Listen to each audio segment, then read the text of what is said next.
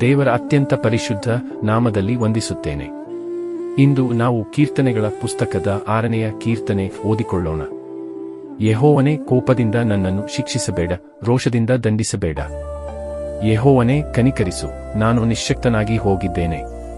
ಯೆಹೋವನೇ, ವಾಸಿಮಾಡು, ನನ್ನ ಎಲುಬುಗಳೆಲ್ಲ ತತ್ತರಿಸುತ್ತವೆ, ನನ್ನ ಪ್ರಾಣವೂ ಸಹ ಬಹಳವಾಗಿ ತತ್ತರಿಸುತ್ತದೆ. ಯೆಹೋವನೇ, ಎಷ್ಟರವರೆಗೂ ನನ್ನ ಕೈ ಬಿಟ್ಟಿರುವಿ?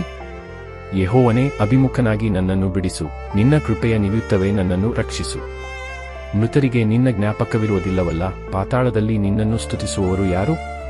ನಾನು ನರನರಳಿ ದಣಿದಿದ್ದೇನೆ, ಪ್ರತಿರಾತ್ರಿಯೂ ನನ್ನ ಕಣ್ಣೀರಿನಿಂದ ಮಂಚವು ತೇಲಾಡುತ್ತದೆ, ಹಾಸಿಗೆಯು ಕಣ್ಣೀರಿನಿಂದ ನೆನೆದು ಹೋಗುತ್ತದೆ.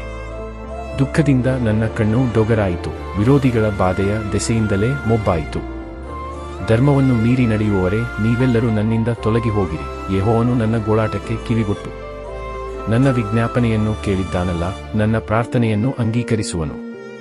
ನನ್ನ ವಿರೋಧಿಗಳೆಲ್ಲರೂ ಆಶೆಗೆಟ್ಟು ಕಳವಳಗೊಳ್ಳುವರು, ಅವರು ಫಕ್ಕನೆ ಆಶಾಭಂಗಪಟ್ಟು ಹಿಂದಿರುಗುವರು. ದೇವರು ಈ ಕೀರ್ತನ ಭಾಗವನ್ನು ಆಶೀರ್ವದಿಸಲಿ. ಆಮೆನ್.